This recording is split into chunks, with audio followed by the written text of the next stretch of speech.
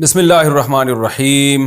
پہلا سوال نبیل صاحب نے کراچی سے پوچھا ہے جی کہ کراچی میں ڈاکوؤں کا راج ہے اور آئے دن قتل و غارت کر رہے ہیں، ایسی صورت میں عوام ڈاکوؤں کو پکڑ کے جلاتی بھی ہے، قتل بھی کرتی ہے، کیا یہ عمل عوام کے لیے جائز ہے؟ کیونکہ انتظامیہ سے یہ ڈاکو کنٹرول نہیں ہو رہے۔ میں خود کراچی میں ہوں اور آئے دن قتل و غارت کی خبریں سننے کو مل رہی ہیں۔ ہمارے ابھی ایک ریلیٹیو تھے، ہماری گلی میں ہی رہتے ہیں، میری بڑی اچھی دوستی ہے، وہ بھی یو کے سے آئے ہوئے تھے، ان کے ساتھ ان کا ایک دوست بھی لندن سے آیا ہوا تھا۔ چند دنوں کے لیے کراچی آیا وہ، اور اپنی وائف اور اپنے بچوں کو لے کے یہیں کہیں یو پی کی طرف آئس کریم کھانے کے لیے رات کو وہ نکلے، ینگ لڑکا بالکل، اور ڈاکوؤں نے آ کے موبائل وغیرہ چھیننے کی کوشش کی۔ وہ لڑکا جھکا کچھ اٹھانے کے لیے، اس بیچارے کے پاس تو اسلحہ ہی نہیں تھا۔ ڈاکوؤں نے صرف اس وہم کے شاید یہ ہمیں مارنا چاہتا ہے یا کیا کرنا چاہتا ہے، وہیں آن دا اسپاٹ اس کی ڈیتھ واقع ہو گئی، یعنی اس لڑکے کو قتل کر دیا، شہید کر دیا، بیوی اور بچوں کے سامنے ان کا باپ وہیں تڑپ تڑپ کے شہید ہوا ہے، اور بیوی کے سامنے اس کا شوہر۔ سوچیں اس گھر میں کیا قیامت مچی ہوگی۔ یہ ریسنٹلی 2-4 دن پرانا واقعہ ہے۔ ان کا تو سارا دورہ تباہ و برباد ہو گیا نا۔ ایک واقعہ نہیں ہے، ہمارے جامعۃ الرشید کے ایک استاذ ہیں، ان کے ٹانگ میں گولی ماری ہے، اس کے بعد پھر کوئی ٹانگ میں گولی، کوئی سر میں گولی۔ اتنا زیادہ یہ ہونے لگا ہے کہ ہر دوسرے تیسرے دن ہمیں خبر آ رہی ہے۔ کراچی تو اتنا بڑا ہے، ہمیں تو اپنے علاقوں کی خبریں آ رہی ہیں خالی، باقی پورے شہر میں کیا ہو رہا ہوگا۔ ایسی صورت میں اگر بالفرض ڈاکو گرفتار بھی ہو جائے، اول میں 100 میں سے کوئی ایک آدھ ہوتا ہے جو اریسٹ ہوتا ہے، جو پولیس اس کو پکڑ سکتی ہے، ظاہر ہے ہر وقت پولیس تو وہاں موجود نہیں ہوتی، تو لوگ یہ کہتے ہیں 2-4 دن کے بعد وہ چھوٹ کے آ جاتا ہے۔ قانون آپ کا ایسا ہے جو شاید ڈاکوؤں کو زبردست طریقے سے سپورٹ کر رہا ہے۔ رینجرز والوں سے میں نے بات کی ہے، رینجرز کے جو آفیسرز ہیں ان سے ہم نے بات کی ہے، بھئی یہ کیا بدماشی ہو رہی ہے؟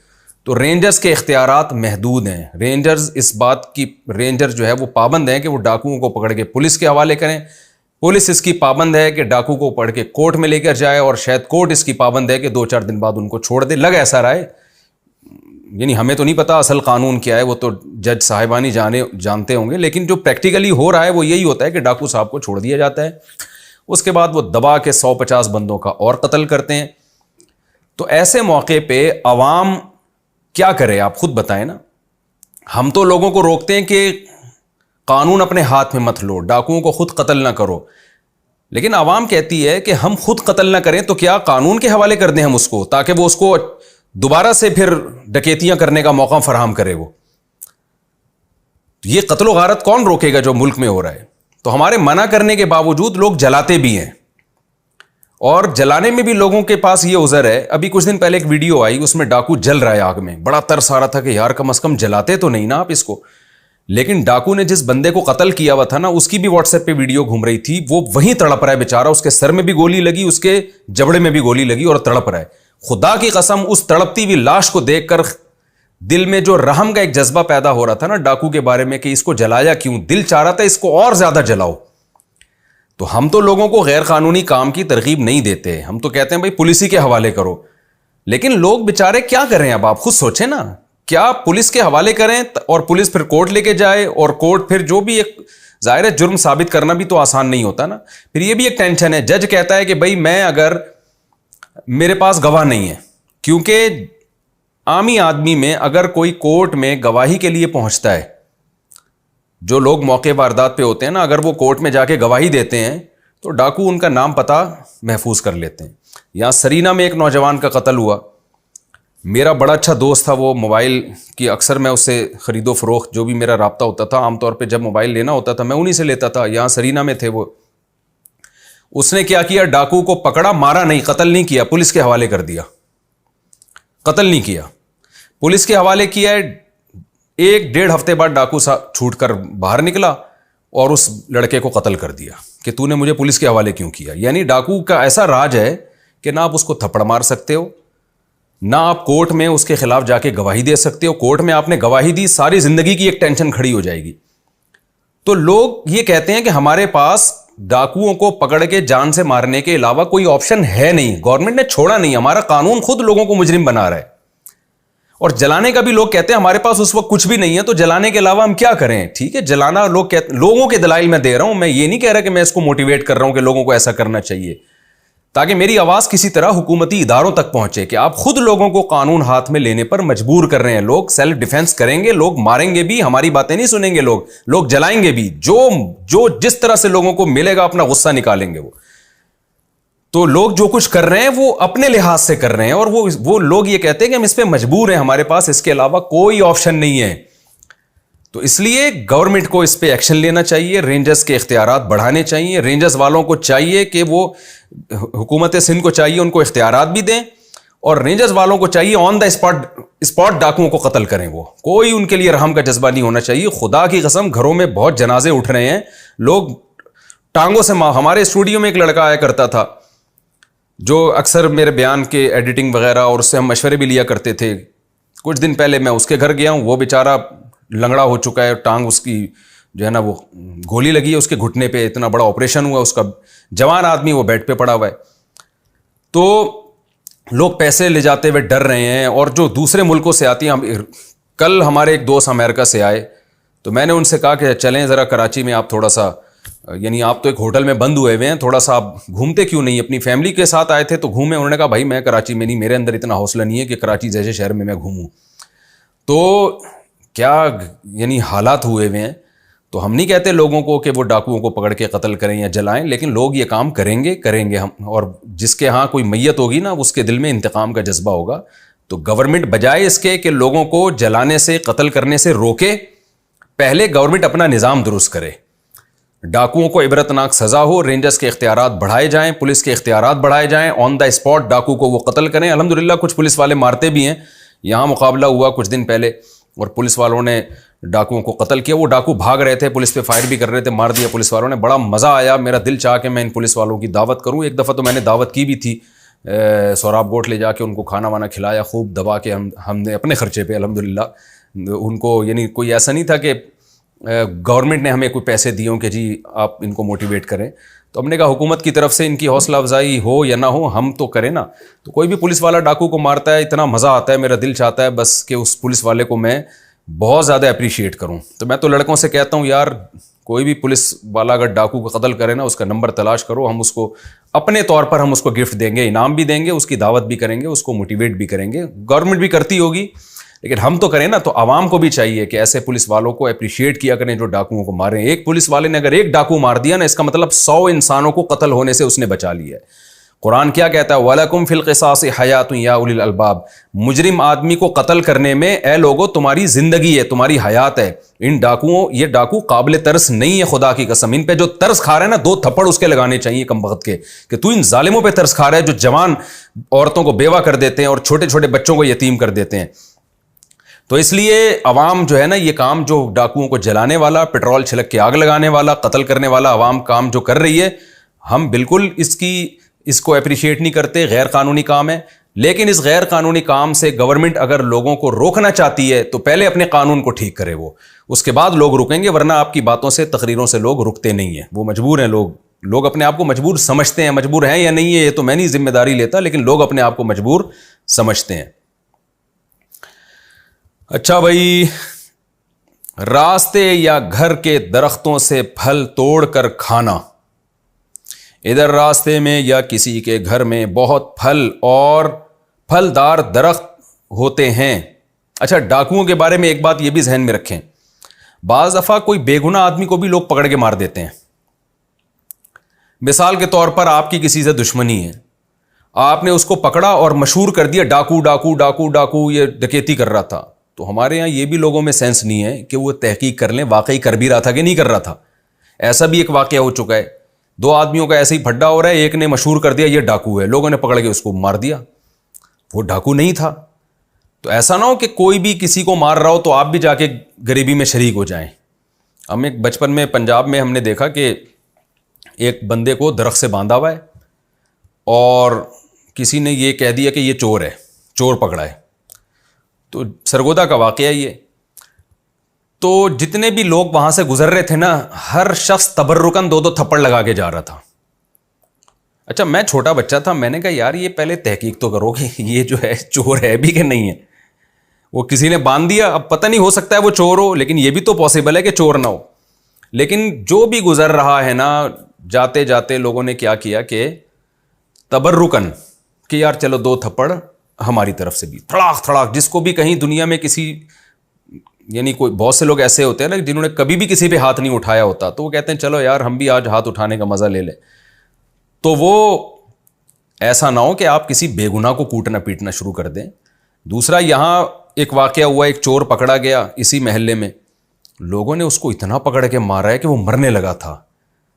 تو میں نے اس کو چھڑایا.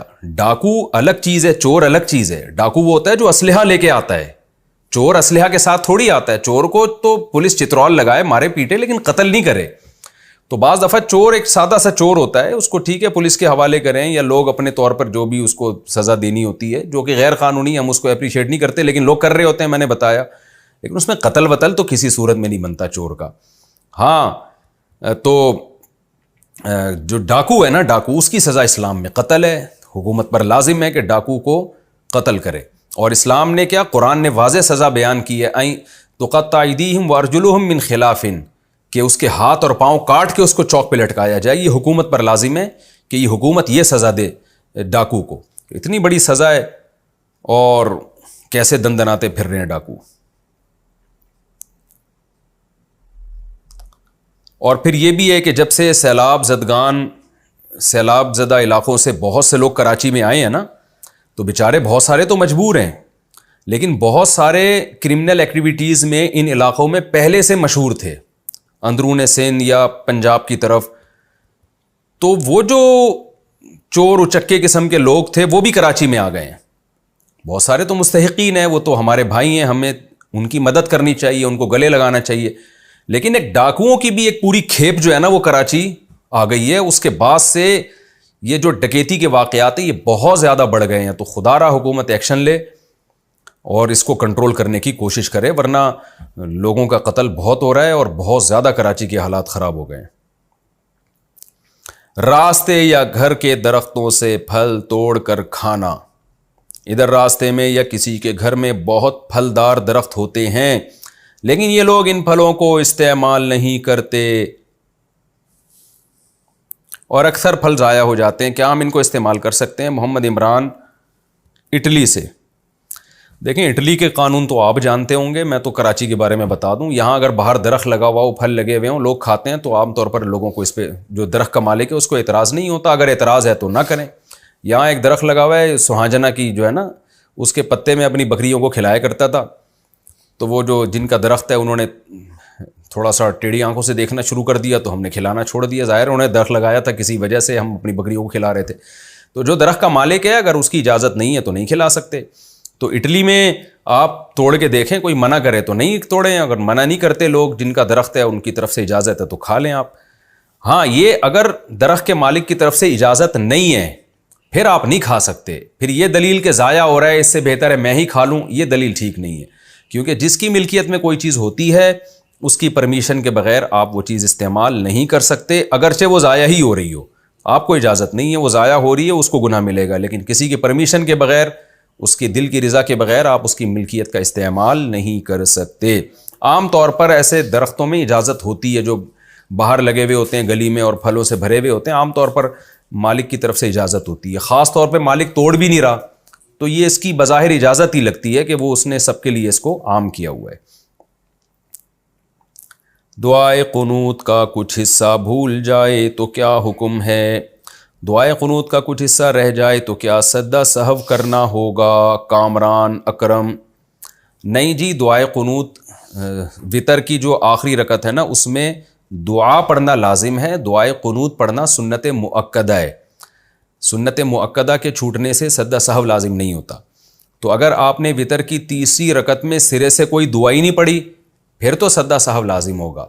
اگر تھوڑی سی بھی کوئی دعا پڑھ لی تو سجدہ سہو لازم نہیں ہے. تو اس لیے کسی نے آدھی دعائے قنوت بھی پڑھ لی نا تو بھی سجدہ سہو لازم نہیں ہے, لیکن دعائے قنوت سنت مؤکدہ ہے, اس کو بہرحال یاد کرنا چاہیے. اذان کے دوران لیٹنے کا حکم، اذان کے وقت لیٹنا نہیں چاہیے، کیا یہ بات صحیح ہے؟ بنت جمال کراچی سے۔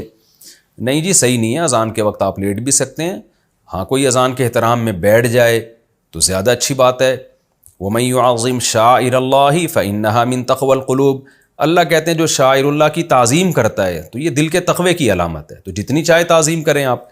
تو اگر کوئی اذان کے وقت بیٹھ جائے، ادب سے اذان کو سنے تو یہ زیادہ اچھی بات ہے، لیکن لیٹنا بھی جائز ہے، کوئی گناہ نہیں ہوگا لیٹنے کی صورت میں۔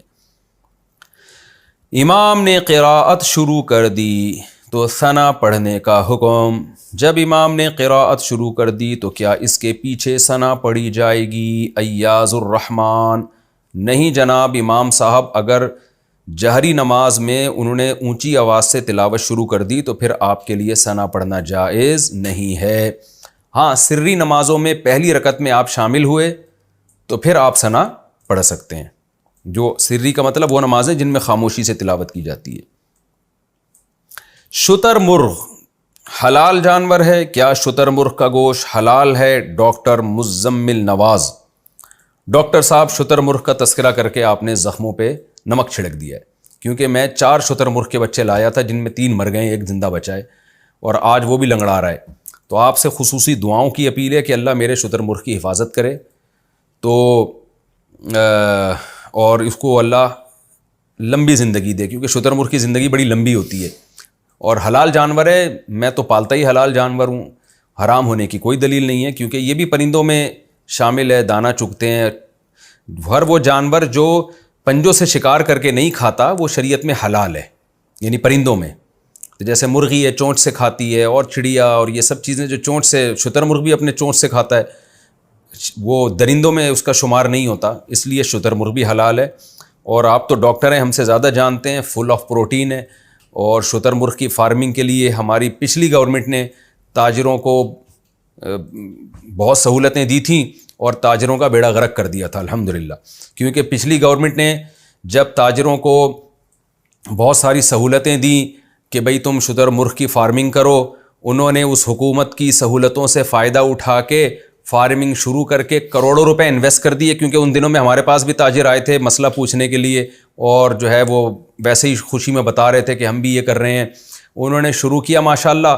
آپ کو پتہ ہے پاکستان کا نظام حکومت کتنا گندا ہے ماشاءاللہ، وہ حکومت ہی چینج ہو گئی، اگلی حکومت نے کہا کہ ہم آپ کو وہ سہولتیں نہیں دیں گے، وہ پچھلی حکومت کی پالیسی تھی، ہماری نہیں ہے، تو اگلی حکومت نے ان تاجروں کے کروڑوں روپے کا الحمدللہ بیڑا غرق کر دیا۔ اسی وجہ سے کوئی پاکستان میں ڈھنگ کا کام کرتا نہیں ہے کہ گورنمنٹ چینج ہوگی اس کی پالیسی بھی چینج ہو جائے گی۔ امریکہ میں اور کینیڈا میں اور لندن میں گورنمنٹ چینج ہوتی ہے لیکن ان کی بڑی بڑی پالیسیاں اس طرح سے چینج نہیں ہوتی۔ ہمارے یہاں پتہ نہیں کیا غلیظ گندا نظام ہم پر مسلط ہے، اللہ اس عذاب سے ہم سب کو بچائے۔ یہاں کوئی انویسٹمنٹ کرنا چاہتا ہی نہیں ہے، اگلا آ کے ٹانگیں کھینچنا شروع کر دیتا ہے پچھلی حکومت کی پالیسیوں کی، تو سسٹم ہی نہیں ہے کوئی، اللہ ہماری حفاظت کرے۔ تو شتر مرغ سے میرا یہ دکھڑا جو ہے نا تھوڑا سا مجھے ہوا کہ کیونکہ ان تاجروں کا رونا میں نے دیکھا ہے نا، جنہوں نے لاکھوں کروڑوں روپے لگائے اور پھر اگلی حکومت نے کہا کہ یہ ان کی پالیسی تھی، ہماری نہیں ہے، تو بڑے ہی غرق ہو گیا الحمدللہ۔ الحمدللہ یہ میں تنزیہ کہہ رہا ہوں، خوشی میں نہیں کہہ رہا۔ بہرحال آپ شتر مرغ کھایا کریں، اگر آپ اپنے خرچے پہ کھا رہے ہیں تو کھایا کریں، ڈاکٹر صاحب لوگوں کو بھی مشورہ دیں، اچھا گوشت ہوتا ہے۔ طلاق کے بعد سابقہ بیوی سے بات چیت رکھنا، کوئی شخص اپنی بیوی کو طلاق دے دے لیکن اسے اپنے بچوں کی وجہ سے ان کی ماں سے بات چیت کرنی پڑتی ہے اور وہ اس کی کزن بھی ہے اور اکثر گھر میں آتی ہے، تو کیا یہ جائز ہے؟ ام طلحہ انگلینڈ سے۔ جائز ہے بشرطے کہ فتنے کا ذرہ برابر بھی اندیشہ نہ ہو۔ عام طور پر جس بیوی کو انسان طلاق دیتا ہے اگر اس سے بے تکلف ہوگا تو بہت بڑا فتنہ ہوتا ہے، کیونکہ اس سے تو بے تکلف پہلے ہو چکا ہے نا شادی کے بعد، اس سے وہ حجاب نہیں رہتا، اس لیے احتیاط ہی بہتر ہے۔ لیکن بچوں کی خاطر بعض دفعہ بات کرنی پڑتی ہے، تو اگر واقعی بچے ہیں اور بات کرنی پڑ رہی ہے اور فتنے کا ذرا بھی اندیشہ نہیں ہے، ریزرو ہو کے آپ بات چیت کر سکتے ہیں، کیونکہ بچوں کو تو بہرحال دونوں نے مل کے پالنا ہے۔ ہمارے یہاں طلاق کے بعد اتنی نفرتیں ہوتی ہیں کہ بچے چھیننے میں لگ جاتے ہیں۔ بھائی بچے تو دونوں کے ہیں نا، تو بچوں کی خاطر تو دونوں رابطہ کر سکتے ہیں۔ بہتر تو یہ ہے کہ براہ راست رابطہ نہ کریں، کسی کو ذریعہ بنا لیں، لیکن اگر وہ مشکل ہو رہا ہے تو براہ راست بھی کر سکتے ہیں۔ پھر بھی میں بتا دوں بشرطے کہ فتنے کا ذرے برابر بھی اندیشہ نہ ہو۔ میں نے یہ واقعہ بیان میں بھی کئی بار بتایا ہے کہ ایک دفعہ میں نکاح پڑھانے گیا تو لڑکے کی والدہ پہنچ گئی تھی, والد صاحب دیر سے آ رہے تھے اس محفل میں. میں نے کہا کہ یار تمہارے والد صاحب والدہ کو لے کے کیوں نہیں آئے؟ انہوں نے کہا میرے والد اور والدہ میں سیپریشن ہو گئی تھی 20 سال پہلے. تو لیکن یہ کہ ہماری تربیت دونوں نے مل کے کی ہے, والد صاحب نے الگ شادی کر لی, والدہ نے الگ شادی کر دی, لیکن ہمارے نکاح کے بارے میں مشورہ اور ہماری شادی میں شرکت وہ دونوں کر رہے ہیں. تو مجھے بڑا اچھا لگا یہ, کیونکہ ہمارے معاشرے میں طلاق کے بعد بچے ایسے ڈیوائیڈ ہوتے ہیں نا. طلاق کوئی پسندیدہ کام نہیں ہے, لیکن اگر ہو گئی ہے تو بھائی جتنا نقصان ہونا تھا ہو گیا نا, اس کو اپنے ایٹیٹیوڈ سے, اپنے رویے سے اس نقصان کو ضرب کیوں دے رہے ہیں, بڑھا کیوں رہے ہیں؟ بس ٹھیک ہے علیحدگی اختیار کر لی, نہیں رہ سکتے تھے, اللہ کی حدود پر قائم رہ سکتے تھے, ٹھیک ہے سیپریشن ہو گئی. تو بچوں کے لیے تو آپس میں یعنی نفرتیں نہ کریں نا, بچوں کی خاطر میں یہ نہیں کہہ رہا آپس میں محبت کریں, نفرت تو نہ کریں. تو بچوں کو دونوں نے مل کے پالنا ہے, بچوں کو یہ احساس نہ ہونے دیں. کوئی مسئلہ نہیں ہے بھائی, مجبوری ہے, ٹھیک ہے جی, ابا نے وہاں شادی کر لی, اماں نے کہیں اور شادی کر لی, کوئی بات نہیں, لیکن اماں ہی رہیں گی بچوں کے لیے, ابا ہی رہیں گے, وہ تھوڑی چینج ہوں گے. میاں بیوی چینج ہو سکتے ہیں, بچوں کے ماں باپ چینج نہیں ہوتے. تو اگر یہ ہمارے کلچر میں یہ چیز شامل ہو جائے کہ طلاق کے بعد جو ٹانگیں کھینچتے ہیں, ماں بچوں کو اپنی طرف لے کے جا رہی ہے, باپ بچوں کو اپنی طرف لے کے جا رہا ہے, یہ بہت برا کلچر ہے, اس کو چینج کرنے کی ضرورت ہے. اس سے بچوں کا بہت شدید نقصان ہوتا ہے.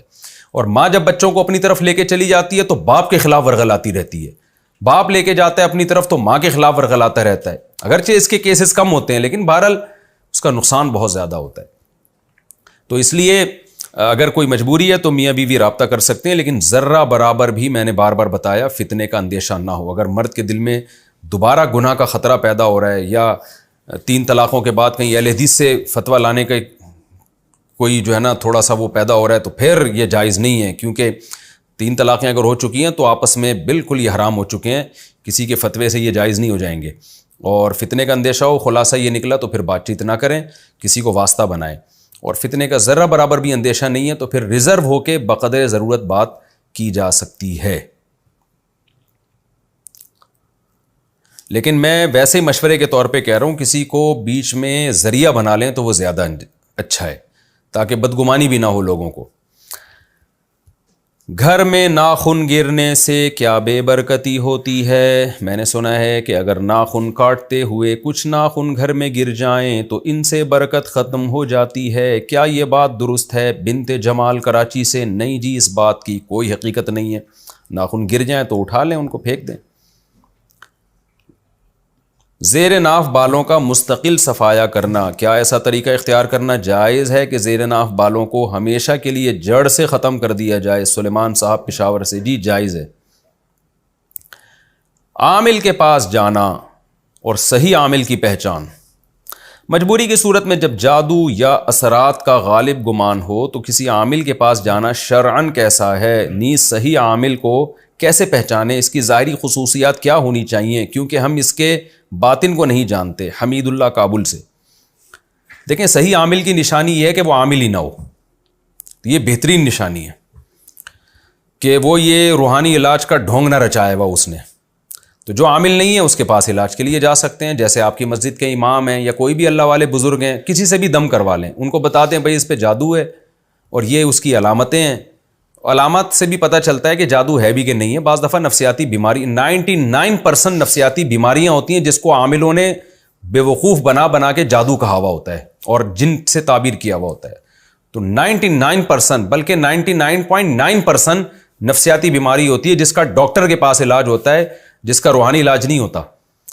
لیکن 0.1% ایسا ہو سکتا ہے کہ کسی پہ جادو ہو, تو اس کے لیے آپ یا تو خود آیت الکرسی, سورہ فلق, سورہ ناس پڑھ کے دم کیا کریں روزانہ, پانی پہ دم کر کے پانی کی چھینٹیں مار دیں, یا آپ کسی نیک بزرگ کے پاس چلے جائیں, مسجد کے امام کے پاس, بشرطے کہ وہ عامل نہ ہو, یہ ذہن میں رکھیں. اس کے پاس چلے جائیں کہ حضرت آپ دم کر دیں, یا کسی اللہ والے کے پاس چلے جائیں کہ حضرت آپ دم کر دیں, تو ظاہر ہے نیک آدمی کے دم کا اثر زیادہ ہوگا. بس اس سے زیادہ آگے نہ بڑھیں. بندہ ٹھیک ہو جائے اللہ کا شکر ادا کریں, ٹھیک نہیں ہوتا تو صبر کریں. دنیا میں ہر ٹینشن لازمی دور نہیں ہوتی. لیکن اگر آپ عامل کے پاس چلے گئے نا, یہ دیکھ کے کہ ان کی صورت پہ اتنا نور برس رہا ہے ماشاءاللہ, اور یہ زبردست عملیات کرتے ہیں, تو آپ کی نسلیں تباہ ہو جائیں گی. یہ ذہن میں رکھیں, میرا یہ دعویٰ ہے. آپ کے پورے خاندان میں جن چڑیل بھوت، کبھی کسی پہ جن آ رہا ہے، کبھی چڑیل آ رہی ہے، کبھی پہ جادو ہو رہا ہے، ساری زندگی برباد ہو جائے گی آپ کی نسلوں کی. آپ دیکھیں سعودی عرب میں کسی پہ جن چڑیل بھوت نہیں آتا تھا، اب الحمدللہ وہاں بھی آنا شروع ہو گئے ہیں، کیونکہ ہمارے پاکستانی اور انڈینز نے ان کو جا کے دبا کے الو بنانا شروع کر دیا ہے، عربوں کو بھی روحانی علاج کے نام پہ، جس کا نتیجہ ہی نکلا ہے کہ الحمدللہ عربوں پہ بھی جنات آنا شروع ہو گئے. ورنہ ہمیں یاد ہے 20 سال ہمارے ریلیٹو سعودی عرب میں رہ کے آئے، شارجہ میں، دبئی میں، 20 سال سے انہوں نے کسی ایک نفس کو بھی ایسا نہیں دیکھا جس پہ جن چڑیل بھوت ہو، کیونکہ وہاں عامل ہی نہیں تھے. اب الحمدللہ یہاں سے عملیات کے نام پہ ٹوپی ڈراموں نے جانا شروع کیا، اپنی چہروں کے جو ایک کوئی گورا ہوتا ہے عامل، تو وہ زیادہ دکان چلتی ہے اس کی، تو جا کے وہاں عربوں کو بھی الحمدللہ الو بنانا شروع کیا ان لوگوں نے. بند فیکٹریاں چلا رہے ہیں یہاں کے عامل، جا کے عرب بھی الو بننا شروع ہو گئے الحمدللہ. تو اب اللہ کا شکر ہے مکہ مدینہ میں بھی جنات اور چڑیلیں آنا شروع ہو چکی ہیں الحمدللہ، اور یہ سارا کریڈٹ پاکستانیوں کو جاتا ہے. تو اس لیے اگر اپنی نسلوں کو جن چڑیل بھوت سے بچانا ہے تو خدا کا واسطہ روحانی علاج سے بچائیں، عاملوں والے روحانی علاج سے.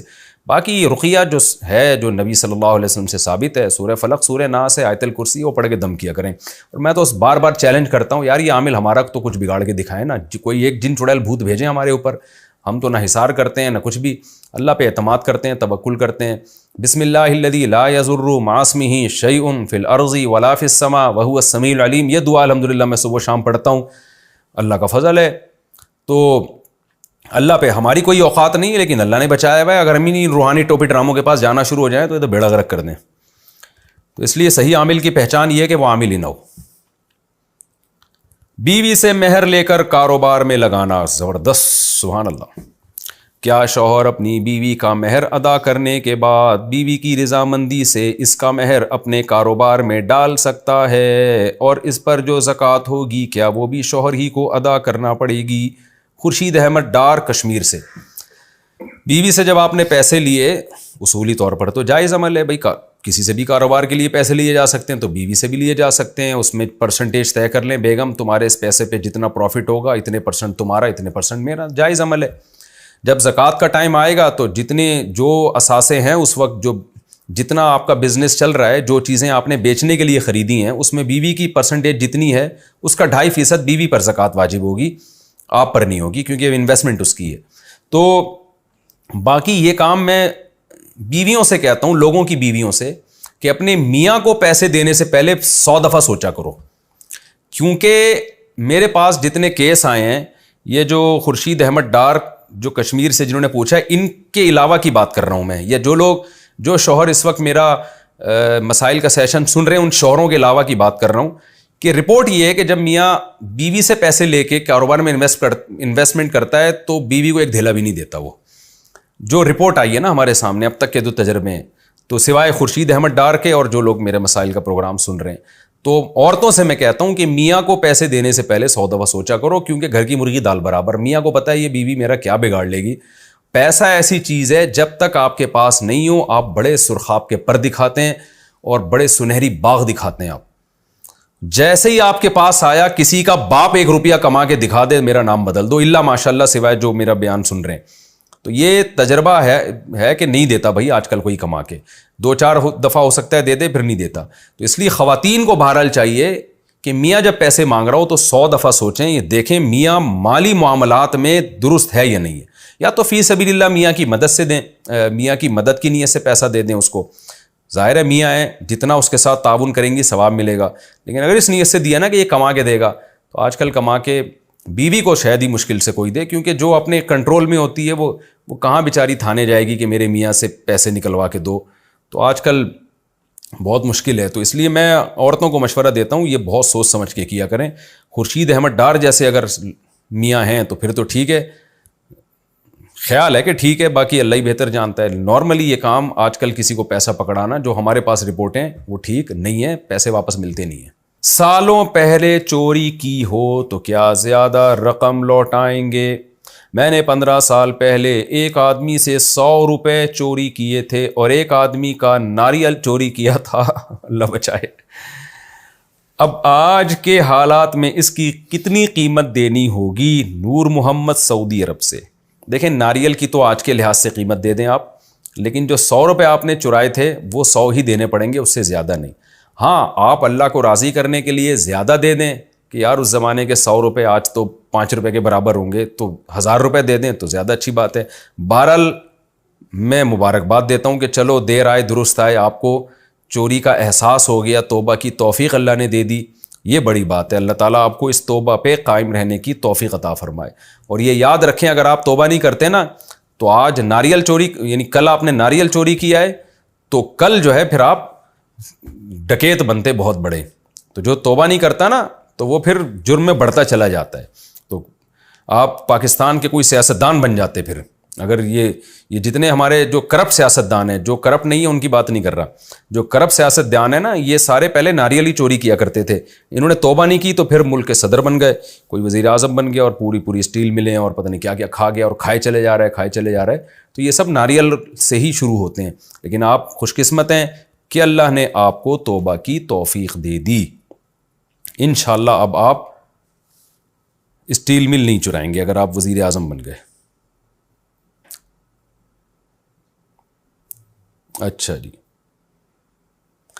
کیا وتر کی نماز عشاء کا حصہ ہے اور اس کی نیت میں عشاء کے وتر کا ذکر کرنا ضروری ہے؟ خرم مغل ابو ظہبی سے۔ نہیں جناب، وتر ایک مستقل نماز ہے، عشاء کی نماز کا حصہ نہیں ہے۔ نیت بس اتنی کافی ہے کہ وتر پڑھ رہا ہوں، بس اتنی نیت۔